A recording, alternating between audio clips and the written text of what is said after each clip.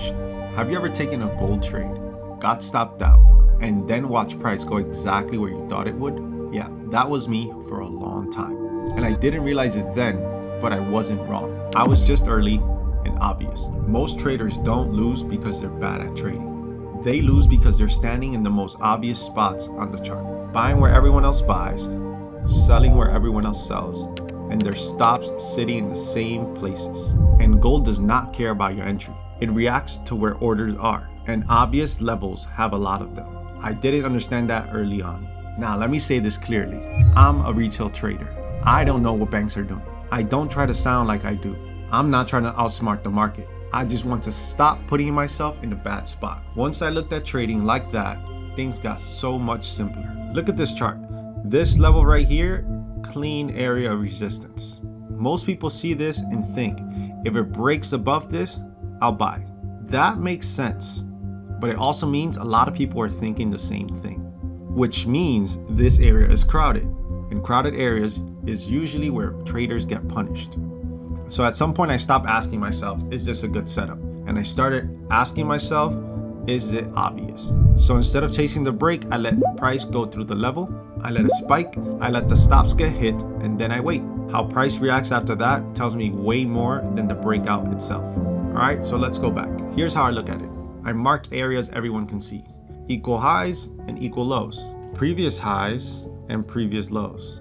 If this looks too clean, it's probably crowded. That doesn't mean it's bad. I just try not to rush it. I let price come up, take that level. I don't chase the breakout. I do not guess. Most traders get impatient right about here, and that's usually where they mess up.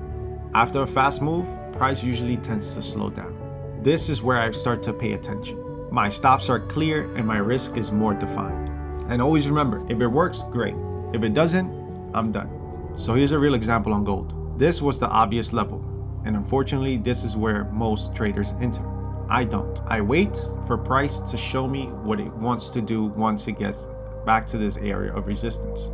Price comes down, decides to come back up, finally pushes through, and now I have an area for entry. Nothing crazy, no stress, I just wait for my spot. Price finally decides to come back, I'm now able to take the trade and catch my move.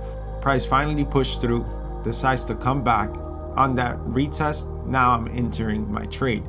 This is a way safer place to be instead of trying to guess the breakout. Nothing crazy, no stress, I just waited for my spot. Once I stopped chasing those moves, trading felt so much lighter. I wasn't glued to the charts all day, I wasn't forcing trades. I traded less, but my trades made way more sense. That's where consistency started for me. Not from being smarter, just from being more patient. And if you're new, you don't need 10 strategies. You need better timing. Save this video, watch it again later. Most people don't catch this the first time. And if you need help, I made a checklist for you. You can find it in the description. It's completely free. Don't forget to like and subscribe. I would really appreciate it. And if you need help with something, let me know in the comment section. I'll keep a lookout.